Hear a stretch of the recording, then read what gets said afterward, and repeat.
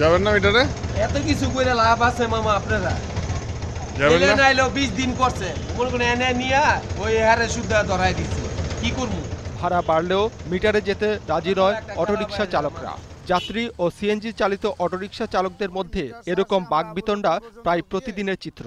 যখন জাম দেখে তখন তো মিটারে যায় না, তখন আমরা কেমনে যাব? আরে 100 টাকা দিছি, এখনো কয় আরো 10 টাকা দেন।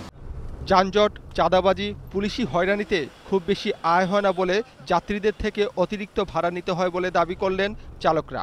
জায়গা জায়গা স্ট্যান্ড থেকে 10 টাকা ট্রাফিক সার্জেন আছে, আছে গাবতলি থেকে 1 নম্বর থেকে এক জায়গায় লোক থাকে, বুঝছেন, এদেরকে আমরা চাঁদা দিই।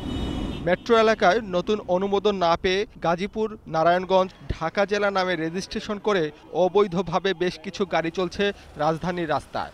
আর এতে অনুমোদিত অটোরিকশা মালিক চালকরা পড়েছেন বিপাকে। গাজীপুরের গাড়ি ঢাকার ভিতরে চলতেছে, তারপর নারায়ণগঞ্জের গাড়ি ঢাকার ভিতরে চলতেছে, আবার প্রাইভেট সিএনজি প্রাইভেট ওইটা চলতেছে। আমাদেরকে টেক্কা দিয়ে ওনারা কন্টাকে যাত্রী নিয়ে যাচ্ছে।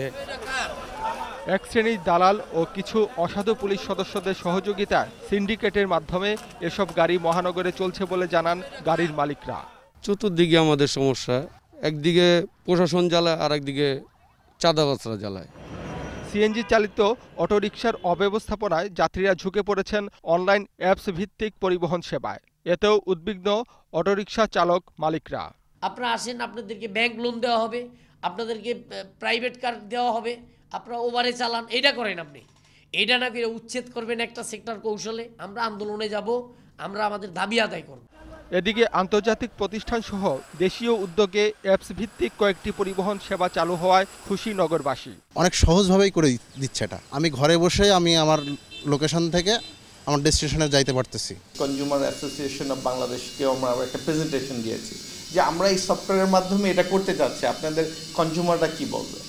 তারা বলেছে, ভার্বালি বলেছে, হ্যাঁ এটা তো ভালো, কনজিউমারদের জন্য বেনিফিট আছে। সিএনজি যদি আপনি করেন তাহলে সিএনজি আপনাকে রাস্তায় নামাতে হবে, কিন্তু উবারের কিন্তু রাস্তায় গাড়ি নামানোর প্রয়োজন পড়ে না। এটা একটা সুন্দর সিস্টেম, যে কেউ এর সঙ্গে যুক্ত থেকে মানে এটাকে নতুন করে গাড়ি নামানোর কোনো দরকার পড়ে না। গণপরিবহন ব্যবস্থা উন্নয়নের জন্য দুর্নীতির বিরুদ্ধে সোচ্চার হওয়ার পরামর্শ বিশেষজ্ঞদের। সেই সাথে পরিবহন সেবায় সুনির্দিষ্ট নীতিমালা করারও পরামর্শ তাদের। মানিক শিকদার, 21 টেলিভিশন, ঢাকা।